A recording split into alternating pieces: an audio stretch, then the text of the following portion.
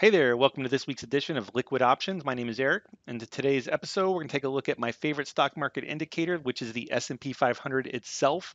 And despite the fact that it's rallied above the 50-day moving average the past week or so, partly due to earnings, partly due to options expiration week, I really think the rally is suspect for now, so I'm not too keen on jumping on the bull side right now. A couple things could happen that could change my mind, but we're going to look at some red flags here in a second, and we'll take a look at a couple articles that I found pretty interesting. One was more funny, one was more interesting, and one revolves around taxes, and one revolves around cryptocurrency.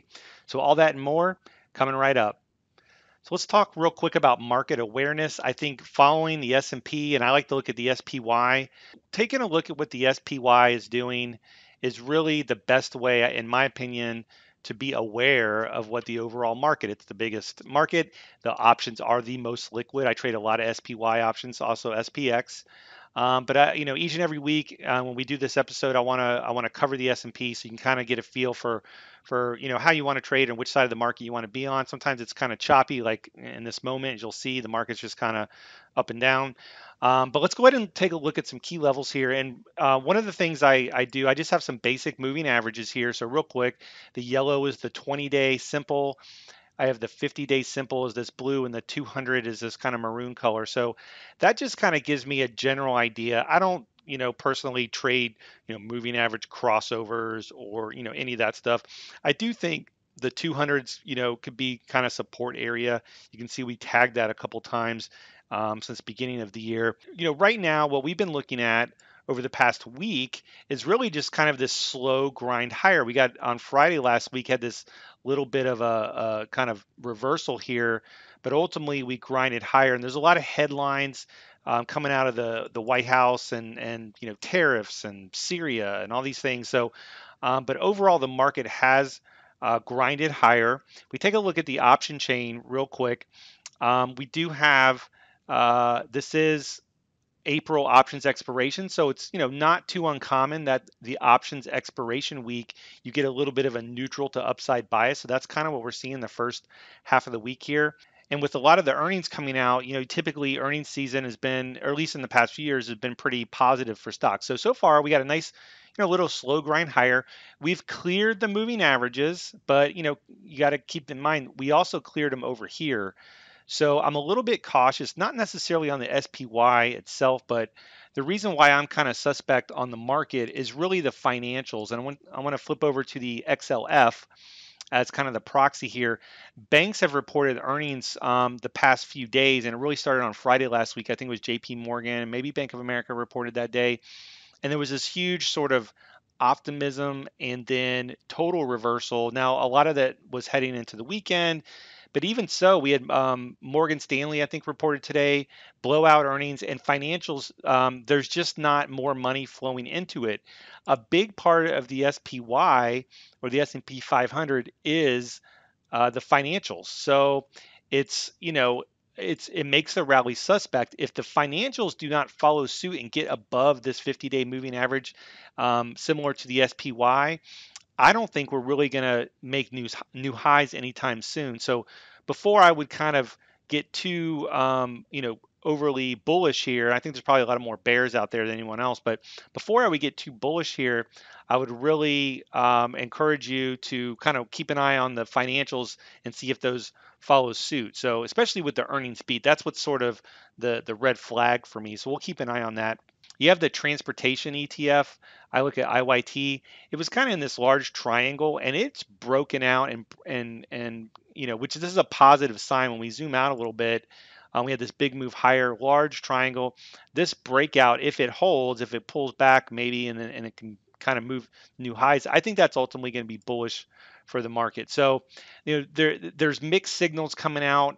I think ultimately, I'm kind of sticking with my credit spread trading plan that I talked about. You can check the front of the YouTube channel for more information on that. And in general, it's when I'm above these moving averages, I'm looking to sell bear call spreads on sell-offs because the volatility, you can see this volatility increases. You sell a bear call spread, and then you look for time to pass or a pullback, and that's worked pretty well the last two times. And then if we got some closes below the 200, I'd be looking to sell put spreads. So that's more kind of a bigger view, 30, 60 day out view. I haven't sold put spreads based on that particular, theory yet. Although I could sell, I may sell some shorter term ones. But anyway, the point is, I think we're in this big choppy rotational period. The S&P is just chopping around. So as we get near the highs, you want to look at, some bear call spreads from a spread trader perspective. And when we get to the lows, you can look at some put spreads. So right now, we're trying to see if the market's going to move higher. Now, one thing that is doing pretty well is the Russell, which is still relatively bank heavy. There's more regional banks in there, I think, but the America First policies that are coming out, the different trade deals and stuff, is showing up in a little bit better pricing for more American-based stocks. So, is that going to continue? You can see we've come up to these levels before and we quickly reverse. So again, I'm cautiously bullish. I would definitely like to see, from a bull's perspective, I would like to see several days of a slight pullback, maintaining both of these moving averages, and maybe trading sideways. At that point, I would probably get a little bit more excited. And I would also want to see the financials sort of get their mojo, or at least, negate this giant bear flag that seems to be forming. So kind of see, over the next week or so how that plays out. So before we go, let's take a look at a couple headlines. One I think is kind of funny, and one's actually pretty interesting. So the first one is, we got tax week going on, and yesterday the IRS payment site crashed for people trying to pay, which I just think is hilarious. And then, they were so nice to give everybody an extra day. So it's just, it's comical to me that in this day and age, taxes are still just so complicated. They're so involved, and there's just so many loopholes, and it just, it's a crazy thing. If you can tell, I'm a little bitter about taxes. So I just thought I'd point this out in case you guys missed it. Now, on the interesting side, this article came out today, and I haven't really, gotten to fully process this, but I thought this was super interesting. That first of all, these are some pretty big name guys that are looking at a new cryptocurrency. Maybe crypto will get its mojo back. Stanley Druckenmiller and Fed Chair runner-up Kevin Warsh. They are invested in this new one called Basis. Now, for me, I don't know if Basis is the network or if it's the coin. That's something I want to look into, because a lot of times if you do, dabble in crypto, I'm in the camp that you dabble with the network and not the coin. So Bitcoin's a network. It's also a coin, but Bitcoin's a network. Ethereum is a network. So to me, I need to do some homework here. Is Basis a network, or is Basis a coin riding on Ethereum or one of these other networks? But the interesting thing to this particular coin is that the base coin, which is the formerly known name, is controlled by an algorithm rather than a central bank. And the major difference here is that most cryptocurrencies have a fixed supply, and which can really send the price up and down. We saw big swings in Bitcoin. So again, I'm not quite sure how the algorithm, I need to look more into this, but this is something I thought was pretty interesting, that you have these, I'm not going to say they're government people, but they're government people, or at least they have hands into the government. And the fact that there's an algorithmic coin that is that close to the government, I think warrants a little bit of stalking. So I'm going to be looking into that. I don't have any opinions on it.